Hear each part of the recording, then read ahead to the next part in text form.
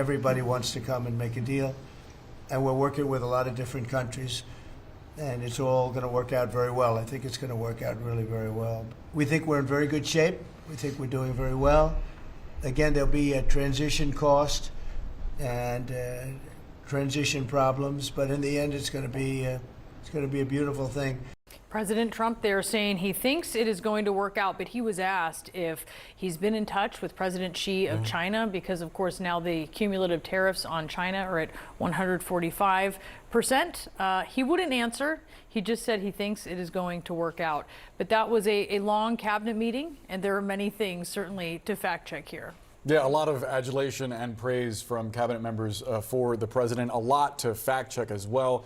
Let's go straight to the White House with CNN's Jeff Zeleny. We also have with us senior reporter Daniel Dale and Richard Quest, who has been closely watching markets. And Jeff, on that point, the president was asked what he makes of the fact that the stock market has trended downward since yesterday's enormous gains following his announcement of this 90-day pause on most tariffs.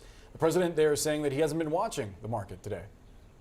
So today, the president is not watching the market. Yesterday, of course, we know he was watching the market. Look, the president in the cabinet room there is just steps away from the Oval Office. He, of course, has the full battery of aides around him and information at his fingertips. He was having a long cabinet meeting by design.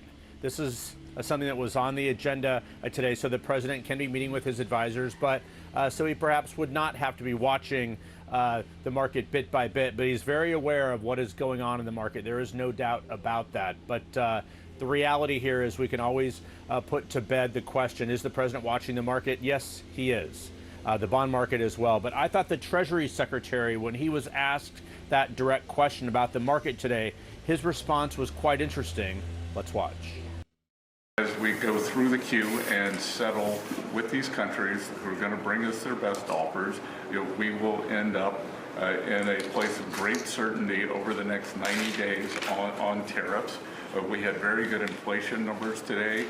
Oil's down. We had a successful bond market, so I don't see anything unusual today. He doesn't see anything unusual. There will be certainty in 90 days. Of course, there's uncertainty right now. But look, the Trump administration is trying to put a good light on the fact that the market is once again responding to the trade war that is at hand.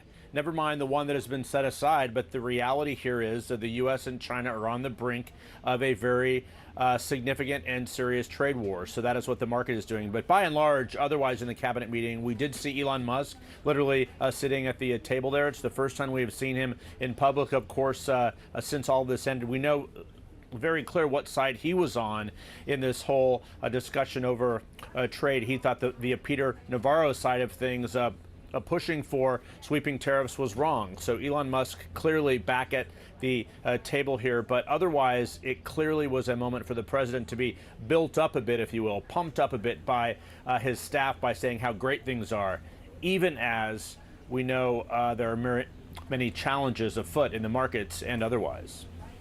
Yeah, he was getting a lot of love, which perhaps he was needing today. Jeff Zeleny, thank you so much. Let's scoot on over to Daniel Dale, our resident fact checker. And there's a lot to fact check here. Maybe hard to do it all. I'll let you take it away. I did just want to mention one thing, which was RFK Jr. talking about the measles outbreak, because he seemed to say, hey, we're doing such a great job in the U.S. Look at Europe. There are so many more people who are sick with measles, who have died from measles. We just need to be clear. That is an issue that is being driven by measles illness in Romania and Kazakhstan, which obviously do not have as good of healthcare systems as the U.S. When you look at the places in Europe that do, some places are doing better than the U.S. I just wanted to put that one out there. Daniel, what did you see? Thank you. So I'll try to stick mostly to the big news of the day, which is on tariffs, trade, and foreign affairs. President Trump keeps saying that the U.S. has a $1 trillion trade deficit with China. That's about quadruple the actual figure, which was $263 billion last year. If you only count trade in goods and don't count trade in services, it's about $295 billion, so still nowhere close. President Trump also said again that during his first term, we took in hundreds of billions of dollars from China through his tariffs. As many of our colleagues keep pointing out, because we have to, all that revenue was paid by U.S. importers, and we know from study after study and just from talking to people in this country, most of those costs were passed on to U.S. consumers. He also repeated, Brianna, a bit of alternative history he keeps using, saying that the European Union was formed for the purpose of taking advantage of the United States. I spoke this week to an expert on European integration. He said not only is that wrong, it is completely detached from the actual history. European integration has long happened with the firm support of U.S. administrations from both parties. And he said that, talking about Japan, we defend them and spend billions of dollars. They don't pay anything. In fact, Japan does share the costs of the U.S. military presence in that country, paying billions of dollars per year. I want to briefly move on to two other subjects. He spoke again about autism and keeps kind of flirting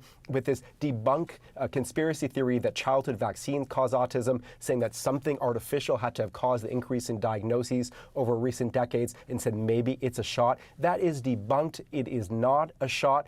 Experts tend to attribute this increase in diagnosis to increase awareness, increase screening. There may be some environmental factors, but it's not childhood vaccines. And he again repeated near the end there, he returned to this old favorite that other countries around the world emptying jails and mental institutions under President Biden to somehow send criminals and people with mental health issues to the United States as migrants. I have begged and pleaded with Trump's team for any evidence, any corroboration of those claims. They haven't provided any smidgen of it whatsoever. Daniel Dale, thank you so much for walking us through that. Over to Richard Quest. Richard, as you well know, and as we've seen in recent days, markets react very sensitively to what the administration says, the sort of plans that they project outward. How do you think markets are going to respond, or are responding, doesn't look great, to what we just heard from the White House? Yeah, well, I feel sorry for Daniel because there was so much in that news conference.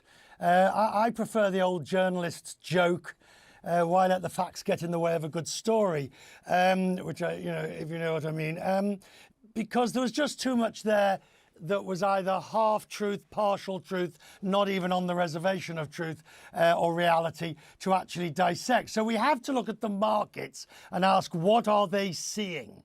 What are they reacting to? And we can put it into two buckets. The first one is the tariffs that are already now in place and in force. The 145% on China, the 10% general, the autos, the steels, and the farmers to come. That's the number that's baked into the economy at the moment. The next bit that they're reacting to is this 90-day process that you heard Scott Bessent talk about, of countries bringing to the table their best offer.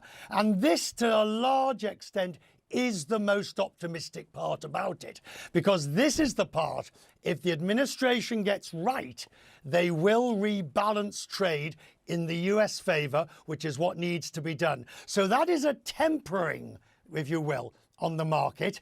But the worry overall is that it's not going to happen, and that somehow it's going to fall apart and we'll be back to the high tariffs that we were going to see last week.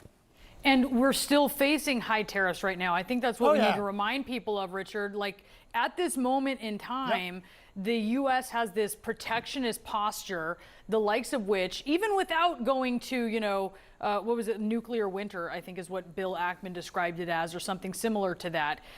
Even without going to that, this is really unprecedented, this moment we're at with these 10% tariffs and all the other ones. And the market knows that. Yes, I mean, depending on your definition, and there are several out there, the general tariff rate of the United States is the highest that it's been since about 1904.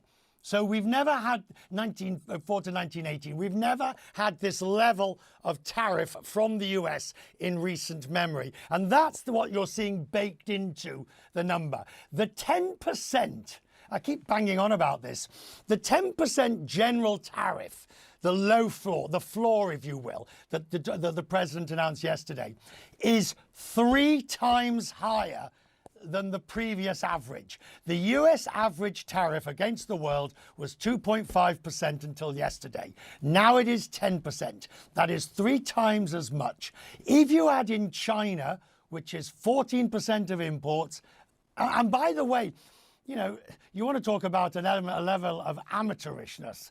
Yesterday, the president said it was 125%. Today, the White House has to clarify it's actually 145%. You know that, again, that old joke, a dollar here and a dollar there, and pretty soon you're talking real money. The reality is the markets are confused. They are worried. They do not know how to model what is happening. And any way they do model, growth is lower and inflation is higher.